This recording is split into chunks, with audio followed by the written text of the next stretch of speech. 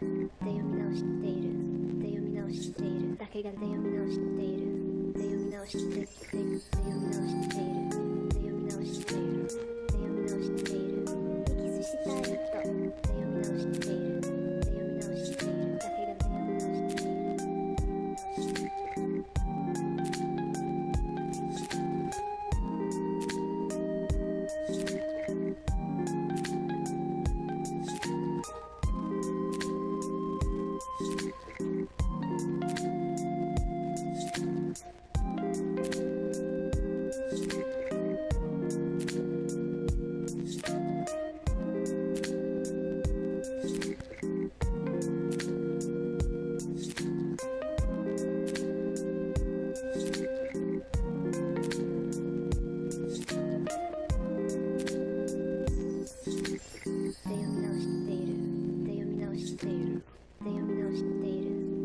したい人で読み直しているで読み直しているだけがで読み直しているで読み直しているで読み直しているで読み直しているで読み直しているキスしたい人で読み直しているで読み直しているだけがで読み直しているで読み直している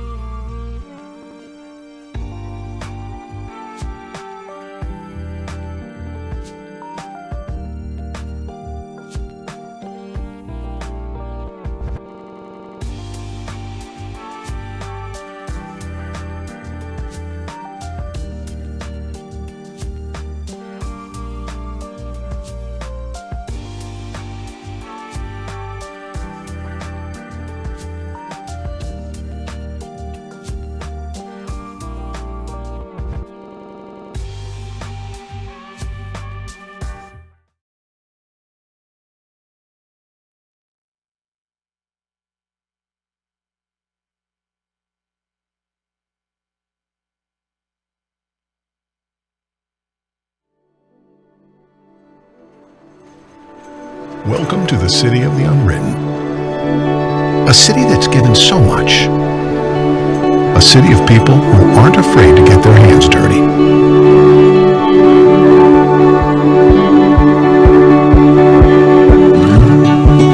A city of makers, entrepreneurs, musicians, artists. A city of laughter, memories, and people who welcome others in with a cup of heartwarming, handmade coffee.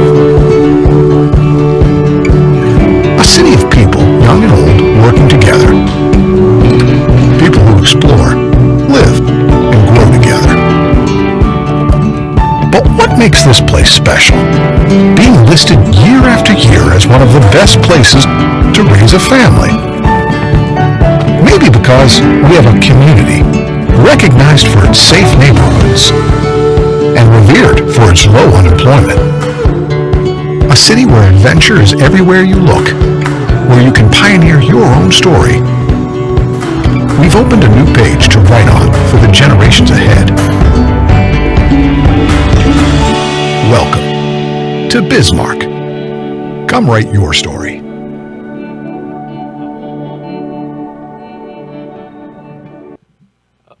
That sunset was just beautiful right there behind the North Dakota State Capitol building. Good morning, beautiful people. Oh, the sirens, they're already coming to get me. They already told me to get off stage. Gosh, these lights are absolutely blinding today. I know. Let me just see. I got these cool little sunglasses. It's called Crokies. I just got them like literally on Monday. Huge fan. Anyways, good morning, beautiful people. Thank you for coming out to 1 Million Cups today. We have a special presentation. We're going to get our Yeeeeehaw on. We got the Mandan Rodeo days here today. But first, yes, maybe it's not going to click today. Oh, there we go. Okay, first, special thanks to all of our beautiful sponsors. We should all go there, shop there, we should all bank there, we should all go to college there, whatever it is, you should support our sponsors because they help us put on this beautiful 1 Million Cups every single Wednesday here at Dakota Stage. It worked again. Let's go. And so what is 1 Million Cups, you may ask? It is a free weekly program that gives local businesses the opportunity to pitch their idea, engage the community, and then we as an audience get to give them feedback. It is an awesome opportunity for everybody gets to learn, and we all get to leave here with a million different ideas in our head on how to grow your own business or talk with your friends and engage that conversation even more. The big takeaway, as I had just mentioned, is can we change the face of our startup community by connecting local entrepreneurs over 1 million cups of coffee? So everybody here, you walked in and got a orange cup that you get to drink warm coffee out of, or cold coffee, I guess. I'm not a big coffee guy myself, so they're probably about to kick me off stage because I'm not even a coffee guy. All right. But anyways, beautiful morning to get our yeehaw on. So who is... Nope. Yes. Oh, like I said, we get to ask questions and really engage the conversation. It's going to be amazing. Oh, maybe? Yes? Community announcements. Do we have anybody that has a community announcement this morning? Get to share to the world about what we're doing today?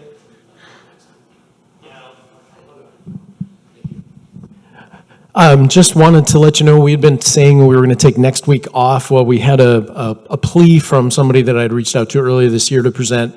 Bismarck Mandan Chamber EDC, Bismarck Mandan Leadership Program is going to be on stage next week, and she's got two of the teams. It's Catherine Spencer-Naddick that puts that program together, but then also two of the teams from this year's cohort are going to be presenting, at least two. I think there are some others that are still humming and hawing about it, but we've got one that's working on solar power at Soup Cafe, and another team that's working on getting local beef into public schools. So we will be here next week, and we hope to see you there.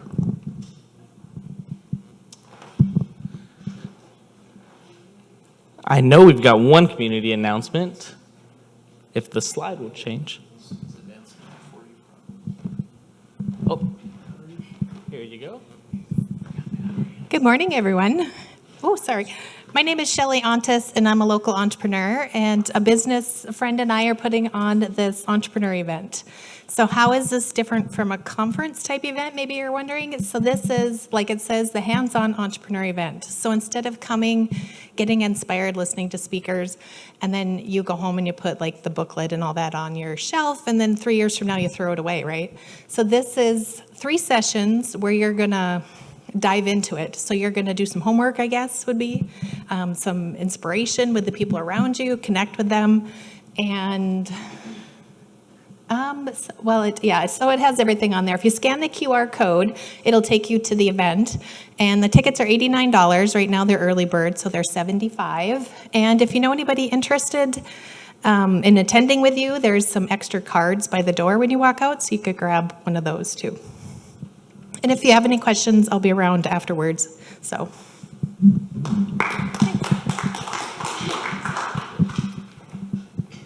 Awesome. And now, and I can't stress this enough, I'd like to welcome Monica and Jason to the stage. They're going to talk about the Mandan Rodeo Days.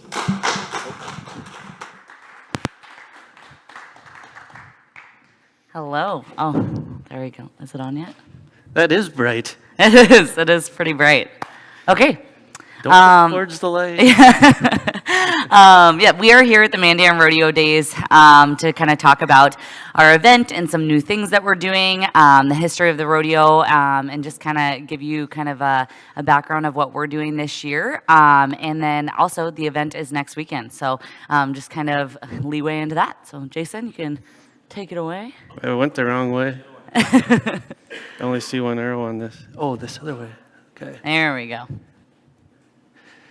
Yeah, the history. So this is our 143rd year. So this rodeo has been around for a very, very long time. It's arguably one of the longest running rodeos in the nation. Way back when things started, it was said that it started with pony races and baseball games, things like that. And over the years, it evolved. And I think like most rodeos in most towns or states or wherever you're at, whatever region, it's mostly all farmers and ranchers that would get together, and compete. And it eventually evolves. And in Mandan, it eventually did evolve into professional events. And back in the 40s and 50s, that's when things really ramped up. There was a guy by the name of Frank Weststein. He was a Mandan native. He was a petroleum guy as far as I understand. And he teamed up with Gene Autry. And that's when things got big. And 11,000 people, as far as what I understand, would show up, back in the 50s, and guys like Casey Tibbs, Roy Rogers, they'd bring in, and super exciting for them. And as the years rolled on, and that's kind of the legacy that we're still trying to keep moving, here. It's been a huge deal. With a lot of people, when you say Mandan, you think a rodeo. When you think a rodeo, you think a Mandan. It kind of goes hand in hand. It's a very big thing that the Mandan community is very proud of. So yeah.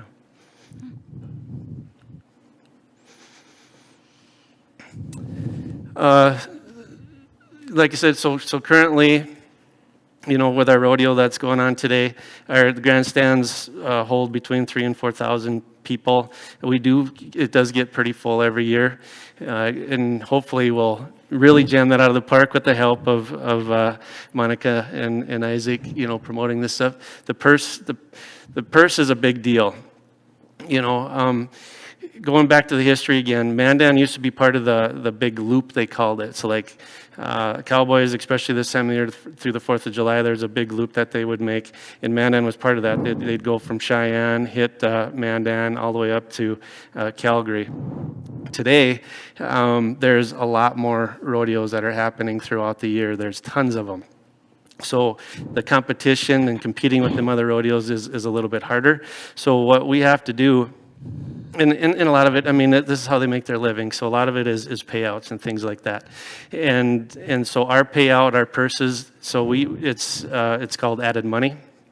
And so the PRCA, they have their formulas and how it works for payout. So there's part of entry fees and things that get involved in the payout, and along with that, the rodeo committees have to raise their own money, and we raise $120,000 to add to that purse, and that helps draw some of your bigger contestants here, which, you know, the rodeo fans, that's what they like to come and see. You know, the bigger the better, along with good stock. You need really very good stock. Chad Berger with his bulls, and then he subcontracts the horses, and a lot of the horses that come to our rodeo come from Texas, actually, and they're the best in the country. There are a lot of NFR horses, so the contestants, they take a look at what they draw and what the added money is, what the purse money is, and that's how you get some of these bigger contestants here. And we try to do the best we can to get all that put together, to bring all that here for a very good fan experience and for your rodeo people, so they can see their heroes, you know, that they like to do. And some of, you know, like Ty Brewer, you know, that's a name and that a lot of you probably recognize. He's from here. He's a NFR qualifier, and it's another thing that we're very proud of as North Dakotans. We've produced a lot of very high quality rodeo people, you know, throughout the years. So.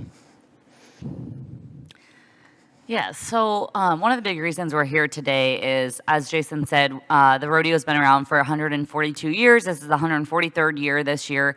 And so the rodeo committee, it's all a volunteer-run committee. So Jason was the president, is the past president, and is still on the committee.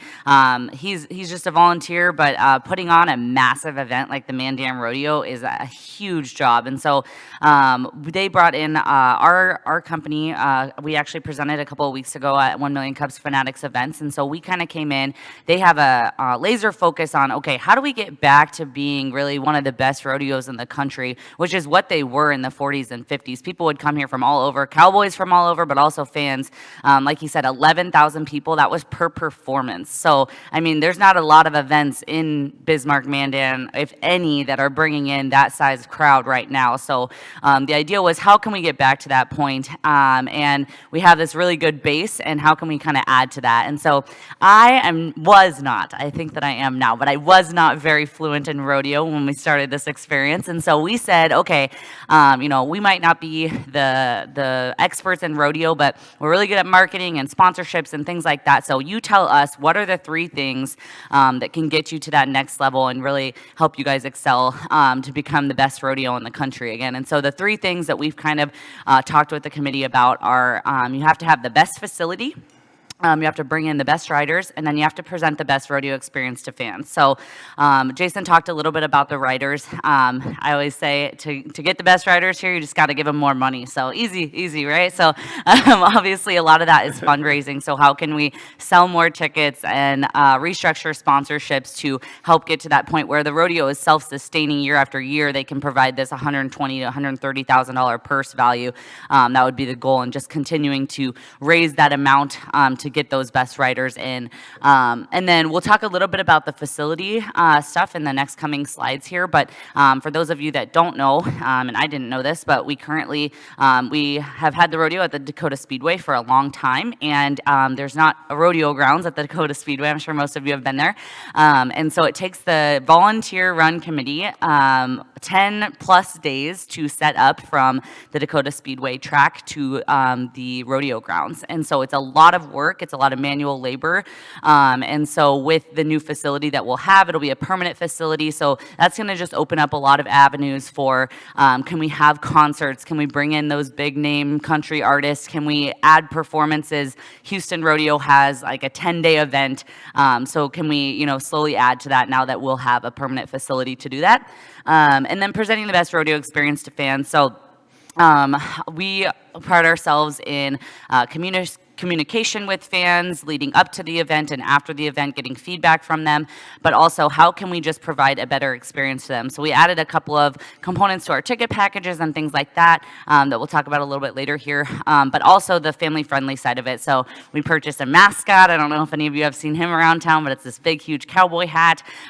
We bring in, the rodeo clown. We bring in specialty acts. So really making it so for those of you that maybe don't go to rodeos or whatnot, you still are going to go to the Mandan Rodeo because it's a family-friendly event that's kind of a staple in the community. So those are kind of the three things that we are really laser focused on to build for that next 143 years. Yeah, and some more to add to that. So on our end, we're producing a show.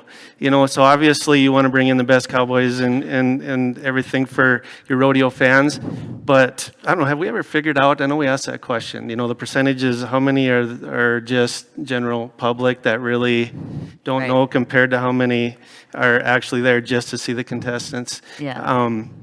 But anyhow, it's a show like Monica said. You want to have that good family experience. So bringing in those specialty acts and clown acts, and then like family night that we put on. What sort of things are we going to do there to make sure that it's a good family experience?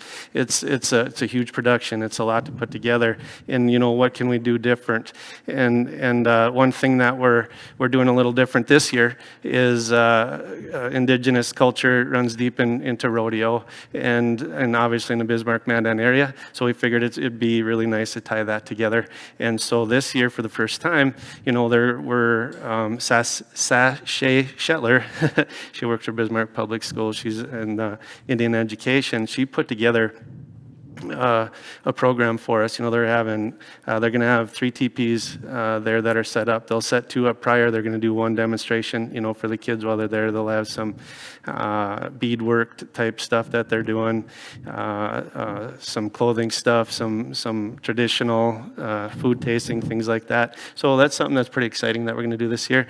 But yeah, it's just putting together production in a show that's well-rounded, that everybody can enjoy, and in a timeline. So it's also that we time things, and you don't want the rodeo to run longer than 2.5 hours because people get a little tired, of sitting there. So there's strategic planning, with a lot of this stuff. How many contestants do you put into each event, especially when you get, like this rodeo brings in between 620 to 650 contestants every year, on the low end. During COVID, we had almost 2,000 contestants enter this because there wasn't a whole lot, that was going on at that time. But on an average, we hit about that 620, 630.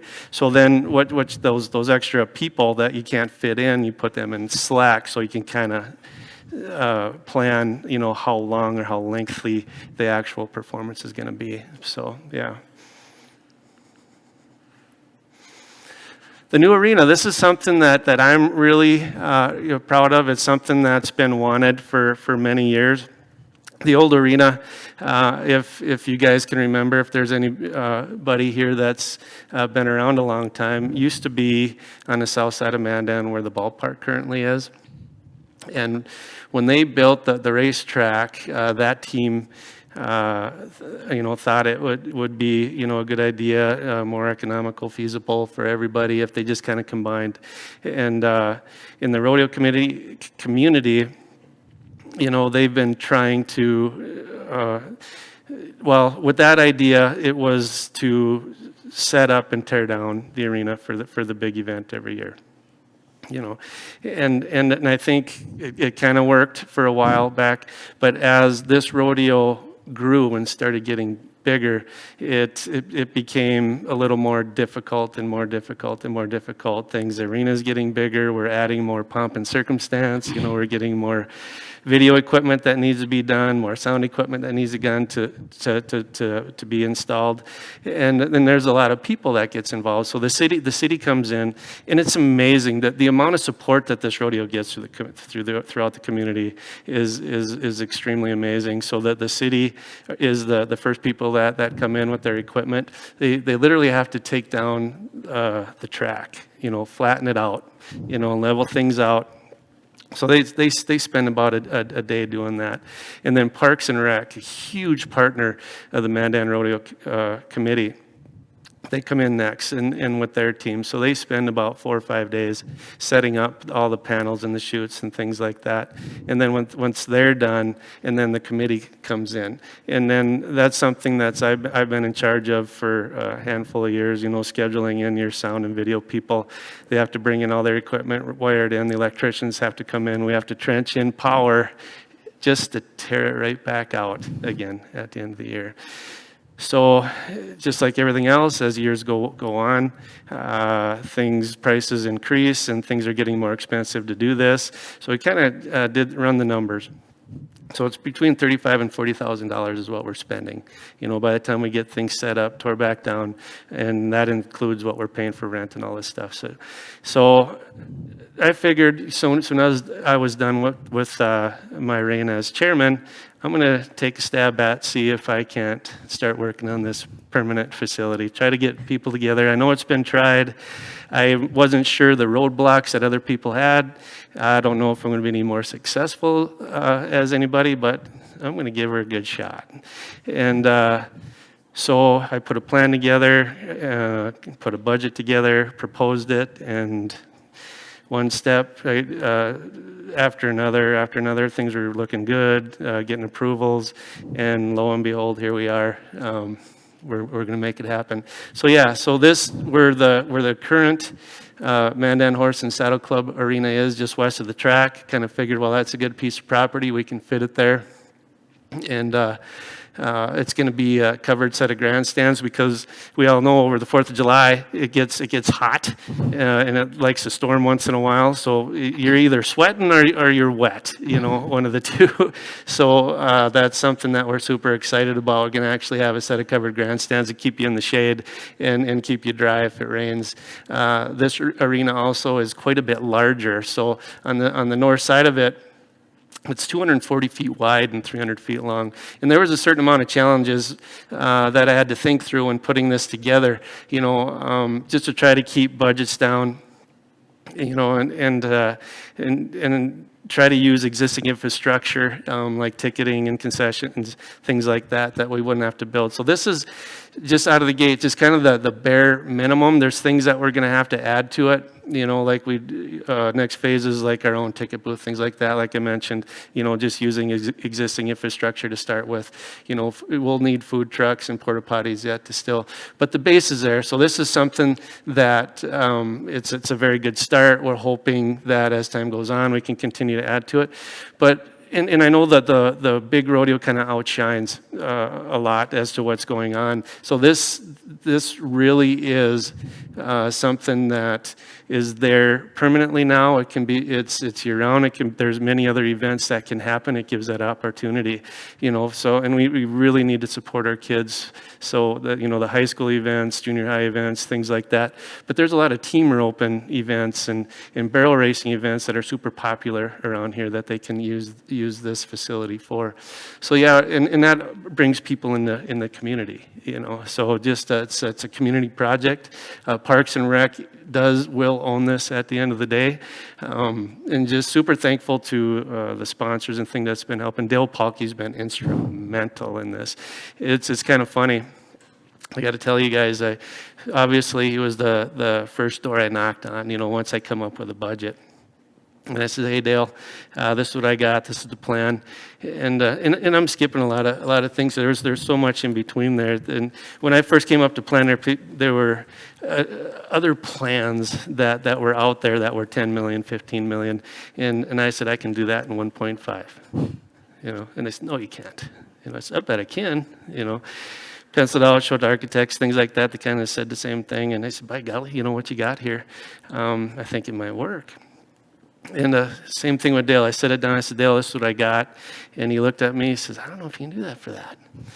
And I said, "Yeah, I'm pretty sure we can." He says, "Well, I'm in. I'll give you 250,000. I've always said I was going to do that." And I said, "Well, thanks, Dale." Shook his hand, left, and and where's my next step? I got a ways to go here. It's a lot of money, to try to come up with. And phone rings a couple days later. He calls me back. He says, he says, "I ain't getting much younger." And I think this is really something that can be a legacy for me. I'll give you $500,000 more. That's about whew, there we are. You know, and then thankful to Mandan Visitor Funds. You know, with Dale and I had a conversation. He says, you know, it'd be good if you go back to Mandan and ask if they would weigh in and help support this project. And so I did. I met with that committee, and again, overwhelming support. So $750,000 is from the Mandan Visitor Funds is going towards this project as well. So yeah, absolutely. So there we are, $1.5 million. Perfect. I mean, I'm jumping, you know, in a hurry. Didn't take long at all. All my plans are coming together. Looking like a hero here. And so now it's time. We got money secured. We got a good plan, and let's bid this thing out. So we put it out for bids. Well, as you all are aware, things got crazy in the world. There's supplies, materials are short. The workforce is declining all of a sudden, and now all of a sudden, all our budgets that we had and we priced out, all of a sudden is twice as high. and so once we got our numbers back, we went, oh my goodness, it wasn't 1.5, it was a little over $3 million. You know, and we actually seen that during this whole process, going, man, our numbers are going to be out of whack. Well, let's see what happens at the end. So we kind of had to go back to the drawing board, and we redid a couple things. We don't want to change the physical look of it. We just got to change some steel and things like that. We went out to rebid it, and it come in at $2.8 million. Said, well, we can do that. Just had to go out and raise a few more dollars, and lo and behold, just out of the blue. I don't know if anybody's familiar with Roy Gilbreth, but he's an older gentleman. He's got another guy, Lance Hagan, that's his power of attorney. He wanted to meet with us, and again, we didn't seek them out. They just came to him, and it just kind of shows the amount of support we got here. He says, we want to create a legacy for Roy, and we'd like to give to this project. Here's another $500,000, you know. So I was like, whew, thank goodness. There it is. So again, just a huge amount of support. We still do have a little bit of a shortfall yet. But hopeful we can get that covered. We're just a little over 300,000 short, and I'm sure we'll get that covered. But the project is ongoing. We did break ground, and kind of a long story there, but that kind of brings us to where we're at today. So, yeah, absolutely. Yeah. And so that'll be ready for the 2023 rodeo. Obviously, this year it'll still be at Dakota Speedway. So, yeah.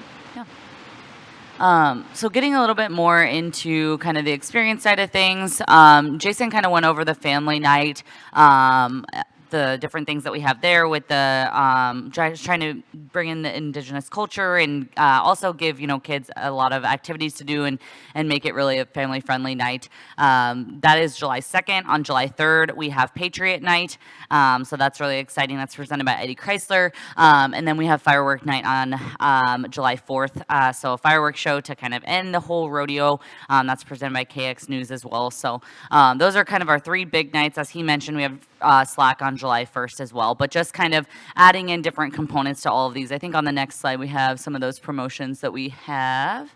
Yes, so we kind of talked about 10-gallon Tom here, so if you haven't seen him, here's a little picture of him. The hat brim is like wider than my wingspan, but he's pretty cool. So we'll have him at the rodeo as well. But like, for example, one of the things that we're doing, that we added this year is we are doing a food drive at the rodeo grounds as well. So we want to make it really cool for the fan, but also just another way to give back to the community as well. So on July 3rd on Patriot Night, if you bring in 2 canned food items that are to be donated back to the Salvation Army, the local Salvation Army, you get a free Mandan Rodeo Days bandana. And so just kind of a cool thing to add. And again, giving back to the community, we named it Cram a Ram. It's presented by Eddie Chrysler. So we're going to try and fill a ram up with canned food items. So that's another thing. And you can participate in that if you're not going to the rodeo as well. So that's one of the promotions we added. Again, 10-gallon Tom. And then we're calling it the last crack at the track. As you guys just saw, this is the last year at the Speedway. So really just playing off that in our marketing and just adding all these new promotions and things like that for fans to enjoy.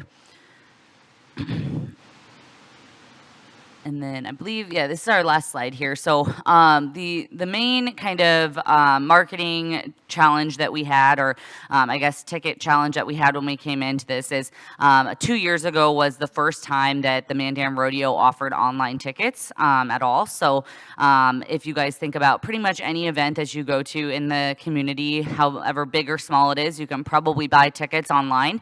And so with that being said, they had just changed that a couple of years ago. Most people were still purchasing at the Speedway the day of the event. So with the marketing tactics that we've used with our different events, with the Bismarck Larks and some different things like that, our sole focus is on pre-sold tickets. And so obviously with it being the 4th of July weekend, as Jason said, sometimes it's 110 degrees, sometimes it's storming, and some different things like that. So if that is the case, usually people are not going to come if they haven't already purchased a ticket, if there's like a torrential downpour. But the rodeo goes on either way. So we wanted to focus on, okay, how can we sell more tickets before the rodeo starts this year than we have ever before?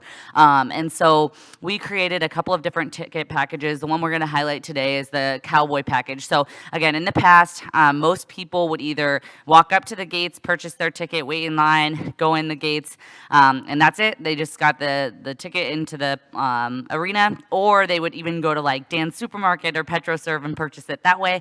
So there was really no communication with the fans, and then nothing really in return for that other than getting a ticket to the event, which is pretty common. That's nothing wrong with that. But we thought, okay, if there's some things that we can add to a package per se to convince people to buy early, we thought that was kind of our best bet to kind of almost retrain these people instead of waiting until the day of to buy tickets. And so what we did is we have these two hats here. So this one is for Patriot Night on the 3rd of July. This one, Last Crack at the Track, for the 4th of July. So we wanted to focus on those 2 nights because those are usually the ones that sell the most tickets. So we figured, okay, we're going to keep it the exact same price as we have in the past. It's still $25, but now instead of, it used to all be general admission. So people would just come in. If you've ever been to the rodeo before, which I'm sure many of you have, if you go with a family of 5 and you show up at 7 o'clock, good luck getting a seat next to each other because none of it was reserved. And so we wanted to keep some of those options available. So we still have the general admission, which is done in the past, but with this package, it's all of our reserve seating. So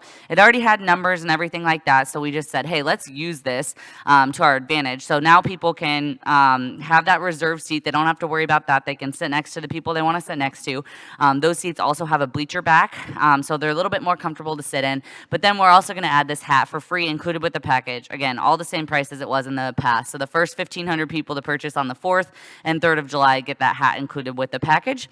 And then the other cool thing that we added is one of the pieces of feedback that we heard is that there were long lines because everyone was purchasing their ticket at the gate. And so we thought, okay, well, we really want these people to purchase in advance. So one of the other perks is they get a fast pass gate entry. So there was a gate that wasn't being used in the past. And so we were like, okay, you know what? We're just going to use that gate. So anybody that purchases this package or our VIP package gets to enter through that gate this year. So again, this has gone very, very well. Again, it's a lot of retraining people on what this is and why they should do it and the perks and different things like that. But we've sold more pre-sold tickets than we've ever sold in the past by quite a bit. We actually have sold just about 2,000 tickets right now before the rodeo. Our goal would be to sell out all 3 nights, which would be a total of 7,500 tickets, just about, give or take. And so that's kind of the goal. Again, if we could be 90% sold out before the weekend, that would be amazing. But this is kind of our first year, and how can we retrain people? And one of the big things too with that fast gate line entry is when people get there and the line's long, we have some signage and different things like that of, okay, why do these people get to go in this line? And so at the event as well, we'll be doing some of that as well. So that's where we're at, but we're really excited about the upcoming week that we have here. It starts next weekend. So we'd love to see you guys out, and I think that's all we have for today besides some questions. So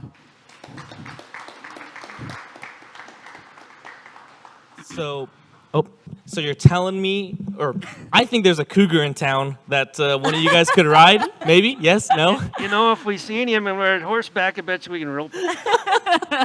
Well, I'm going to leave that up to you, yeah, Jason, I to don't know about we. To ride the cougar. Look, no hands. My first question for you guys is you talked a little bit about the increased purse, right? So last year it was 80,000, and this year you said it's 120,000. How do you get that extra 40,000, or what goes into that process? And then how do you also tell the riders, hey, we increased our purse by $40,000? Like, how do you do that? Yeah, great question. It's all sponsors. Thanks to our sponsors. So the committees meet monthly, and so you're coming up with your plan and what you can do, what you can't do, things like that.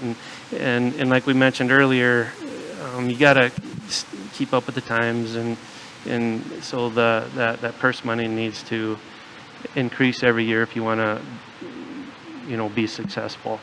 And this whole rodeo 100% is kind of up to you guys, and it's going out, getting the sponsors, it's the whole community coming together, and what can you do? And it's scary because you have to come up with that dollar amount early on in the year, and because you work on your budgets. That's one of the first things you do. You set that mark and you try to achieve that mark. And so yes, it's more sponsors that do it, and then you try to, and some of it is ticket sales, but it's hard to count on that because it's weather permitting, depending on how good a turnout you have for your event. But as far as communicating that to the contestants, so the PRCA, you have to fill out an application and apply every year for your rodeo, and your rodeo has to be approved every year. And so you actually put all that information down on your application, and it's kind of up to the PRCA to get that information out to all the contestants. Awesome. If you guys have any questions, raise your hand. Oh, first one right here. Awesome that you guys have the permanent facility, working on the permanent facility. Obviously, this is like one weekend out of the year. You talked about other things that you're going to use at the facility. I'm really interested about kind of the youth rodeo, and then just what else you see the facility doing throughout the rest of the year. Will there be any winter activities? Will it be mostly just summer activities? What do you? I'm glad you brought that up. Yeah. Yeah. So is there a winter rodeo or ride a bear or something? I don't know. Well, so for the first part of your question, so obviously there's already, because there was currently, it's tore down now, but there was currently a smaller arena there that they did high school events and things there. So they can have more of those that go on, but some things that's really big around here, and there's other arenas that are around Bismarck and Mandan, is there's a lot of barrel racing competitions that go on. There's a lot of team roping competitions. There's these really big heavy hitters, and I'm not going to remember their name, but and I can't remember, he's out of Montana or someplace, but anyhow, he's expressing interest to bring his big team roping competition here, but that's 500 teams, that would come here. One thing about the 4th of July rodeo, people are zooming in and they're leaving. About as quick as they come, they're leaving because they're hitting the next one, because there's a lot. That's what they call it Cowboy Christmas for a reason, because that's their money-making week. And but all these other events that could happen there's things that, if they're going to be 2 or 3 days long, they're going to actually stay here. So that's the part for the community that'll bring. So, I mean, it's sky's the limit. There's all kinds of things, and I'm hoping if you build it, they will come. I'm positive that's going to happen. Now, as far as the winter part of it, one thing that I would love to see, and I've tossed this out to a few people, is hockey.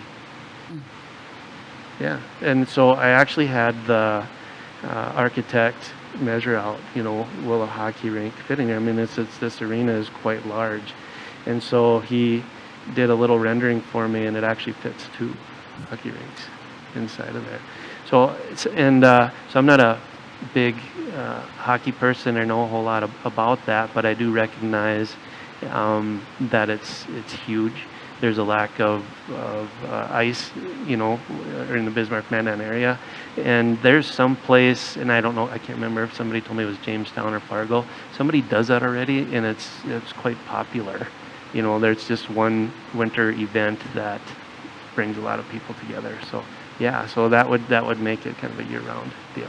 One thing that I'd really like to see, too, in the future of that facility is a lot of big rodeos, or even, like medium-sized rodeos, they do different like huge name country artists come out to perform either the day before or after the performances or things like that. And so I definitely think that that is something in the horizon for us that we really haven't really been able to do in the past, maybe some smaller names, but Concerts, yeah. Concerts on that facility as well, whether it's in conjunction with the rodeo or not. I mean, it seats 4,000 people, so I think that the opportunities are really endless, from a hockey rink to a concert to a rodeo. So.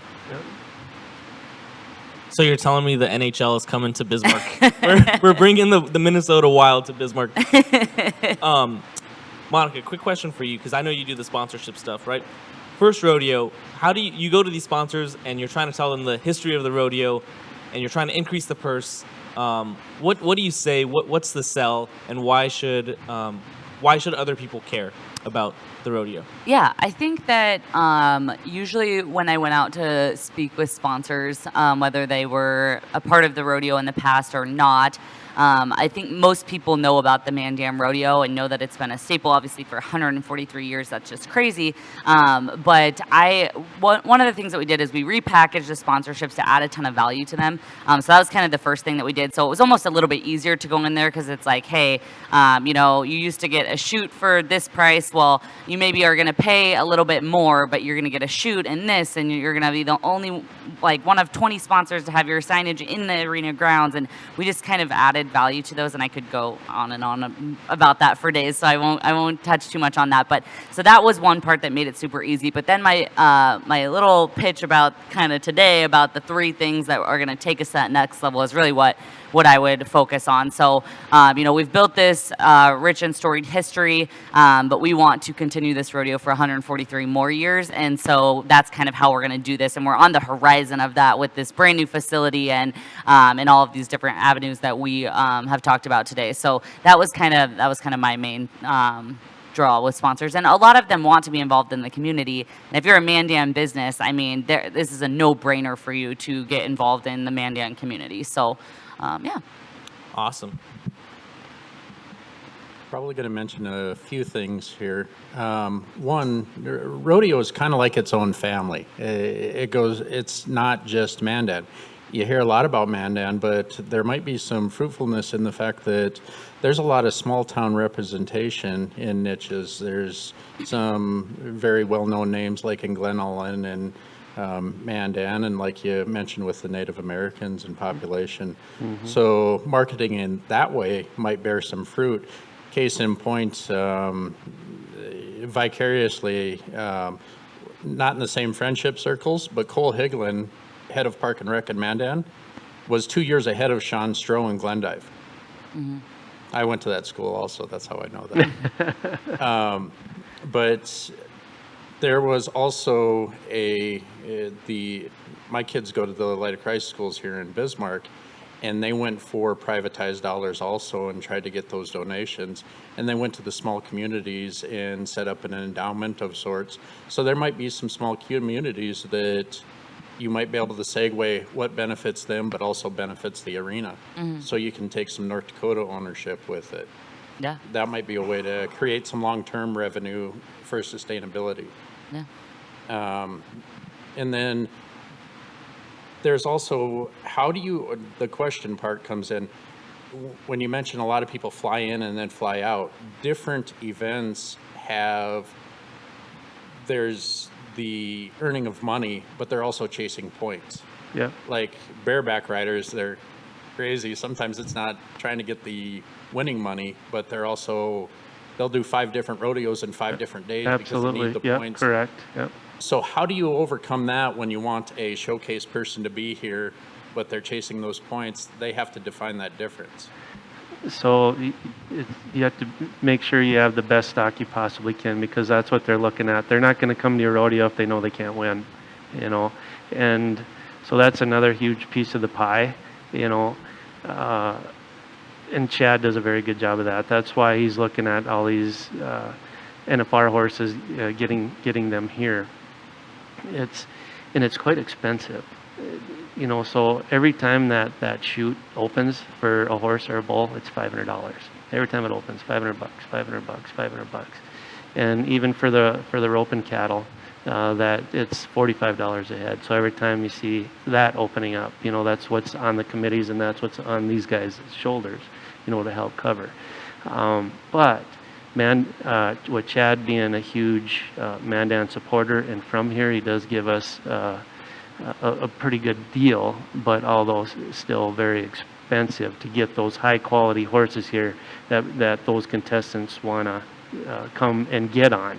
So you need to have very good stock and you have to have a good enough payout, and that's what brings your big name people here. And even then, it's a pig in a poke. Are they going to come compared to everything else that's going on? What else did they draw over here and who's showing up over there?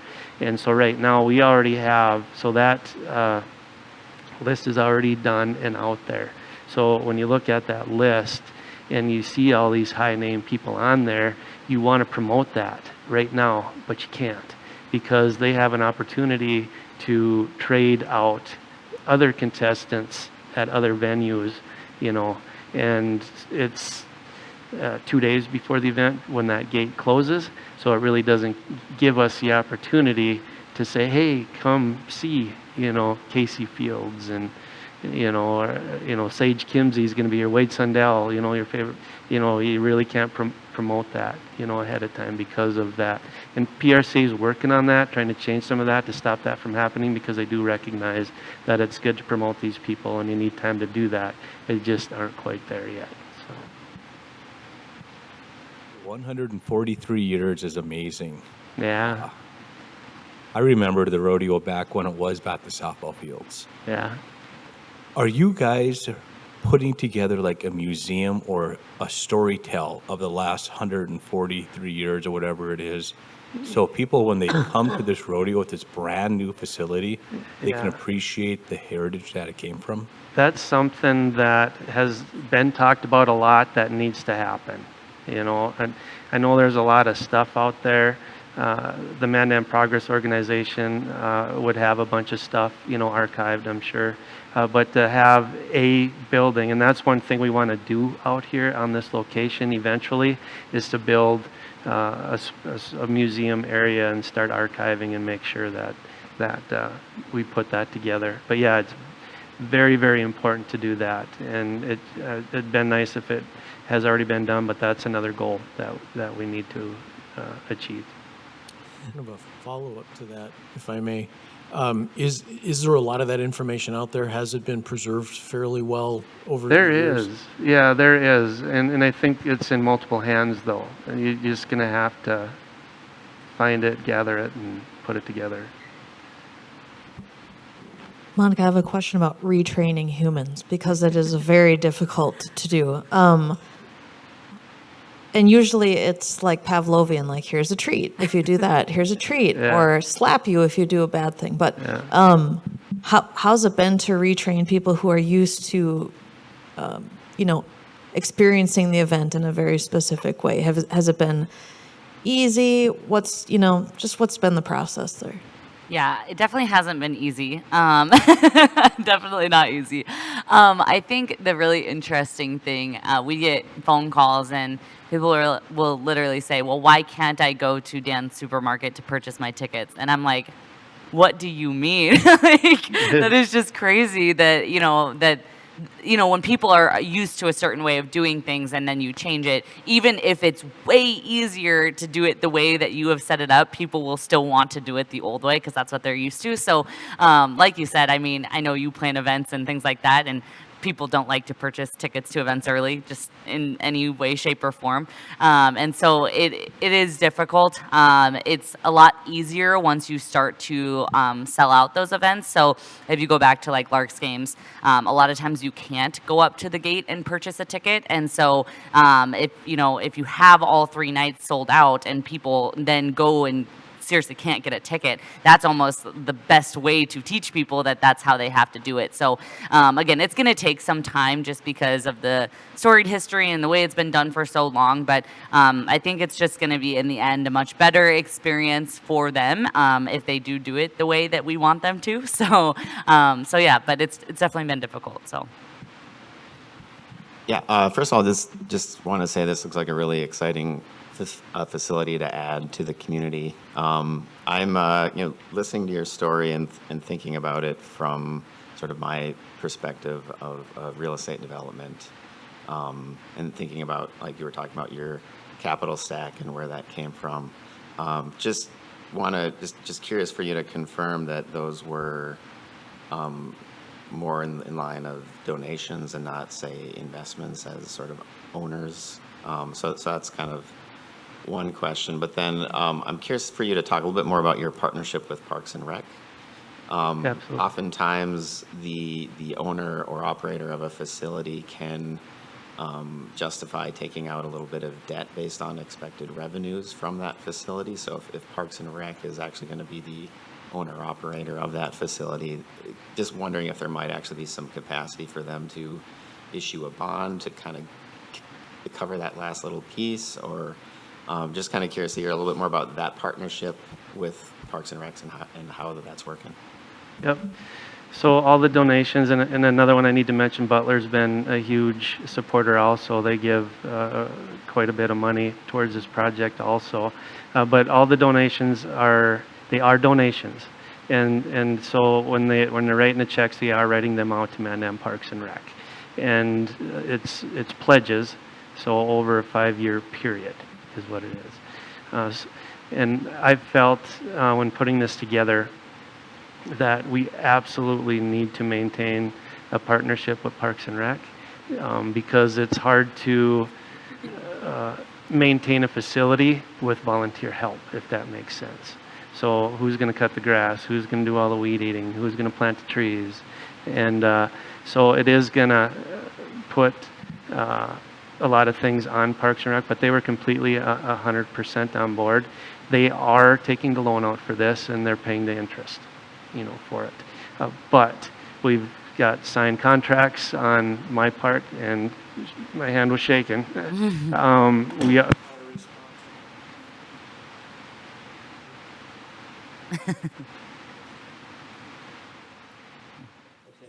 Am I back? Can you guys hear me? Yeah. Okay. So the rodeo committee is responsible for the debt. So we have to come up with 100% of all costs to put this in, other than, like I mentioned, the interest. And then moving forwards, they will help maintain the grounds and things like that. So this is a huge benefit to them also, because as you know, McQuaid's is going on right now. So setting this thing up and tearing it down every year for them, their team is wore out. And so Cole was probably one of the biggest supporters to help push this along, and helping get people together. And so extremely thankful, for those folks, as well. And another big goal of mine too, after this is all said and done, for me, is I want to make sure that this continues on. And so I want to set this up for success for the people that follow me. And that is my ultimate goal. And look how many people's lives we're already going to make easier, just by having this facility, because of all the people that were involved with just to set up and tear down part of it. So. Thought process that I forgot to mention with the winter venue. I think we're far enough away, and North Dakota really doesn't have it.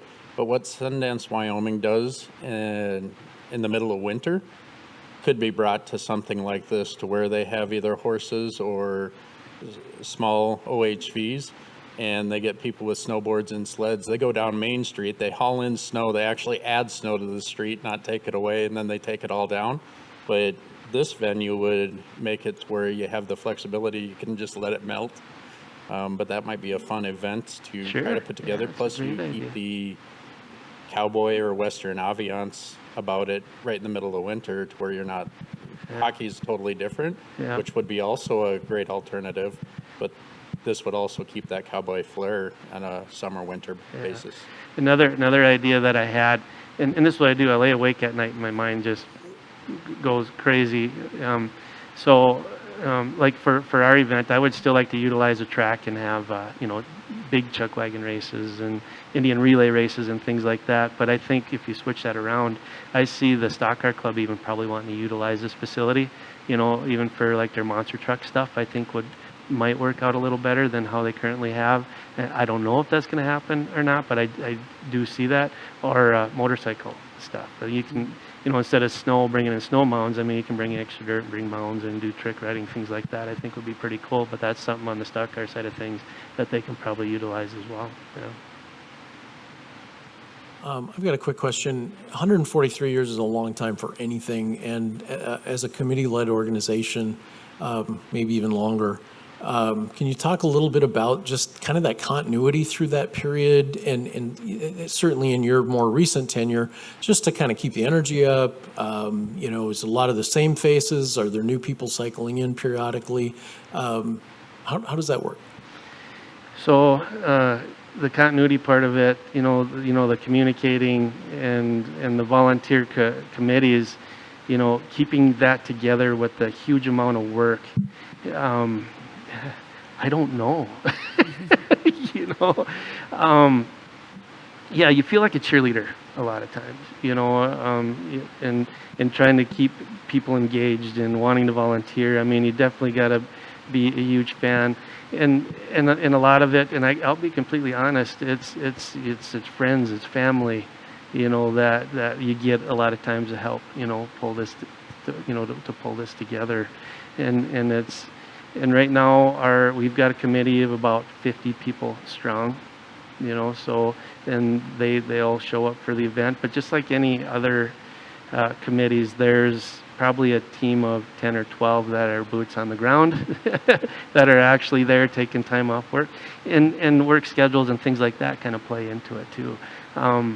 So it just takes a very strong leader, and we've been very, very fortunate over these multiple years with the people that the chairman before me. I've had very big shoes to fill, and I knew that, when it was my turn to take the role. And a large part of it is just keeping the team happy and engaged. And like what Monica was saying, with change can be hard. And it was very old school when I took over, and I started these changes right away, and it took a few bruises and bumps along the way, and we continue to do that change, and we need to stay up with the times. And so having these guys on board, this is their first year, just slamming it out of the park and helping maintain that continuity and things like that is just getting better and better and better. And it's actually becoming, it's a professional business run by volunteers. Yeah. And I think one thing to add that I find very interesting is Jason is a past president, right? So with a lot of community, like volunteer-run boards and committees, what I have seen is that if it's the same person in charge for a very long time, once that person's ready to step down and leave, there's not always someone that's ready to take that over because they do so much. But with the rodeo, how long are the president roles? So our roles are 4-year terms. You have to, Yep. but at a max, you have to be elected every year.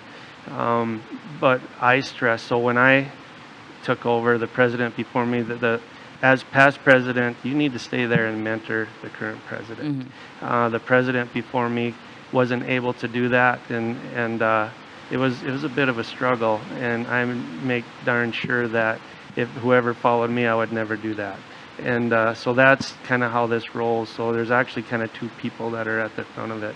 And Heather Bauer is our current chairman. She's our first female chairman, doing a way better job than I ever did. She's outstanding, doing a terrific job, and she's taking it to the next level, along with these guys. And she's got one year left, I think, Yeah. and then there'll be somebody else. Yeah. Well, we're to the last question here, but thank you guys so much for being here. Really exciting. It's good to get a little peek under the hood of such an important event in our community. So thank you for sharing that. Really exciting new venue. Got some new partners here with Fanatics. It's just going to be really fun to watch this continue to grow and succeed. Along those lines, we always like to ask, what can we, the Bismarck Mandan 1 Million Cups community, do to support you, help you, make you more successful? This. It's outstanding. The more we can get the word out, the more we can talk to people, that's great. Just community support. Yeah. Buy your tickets ahead of time. Yeah, No. yeah. Or just, attend as well as a spectator. And we always love feedback and ways that we can get better and improve. So, yeah, I mean, follow us on social media, attend the event, attend things like this, and spread the good word, I guess, of the rodeo. So. I would like to ride a cougar. I'd like you guys to figure that out. We'll try to make that happen. Awesome. Well, give it up for Jason and Monica. Thank you, everybody. So one last thing before we dip on out of here, we're going to look ahead to the schedule. Next week, we've got the leadership, Bismarck Mandan. They're going to come in and give us a great presentation. They walk all over the community and do a lot of really cool stuff. I mean, he gave me a full breakdown, and it's just inspiring the amount of people that they touch and make an impact on youth and people that really want to, take the next step in their journey. And then next July 6th, I think we're just going to chill. I mean, if you guys want to take a little trip to the moon and drink a green beer that doesn't have a label on it, I think we're all ready. And then New Vision Security will join us on July 13th.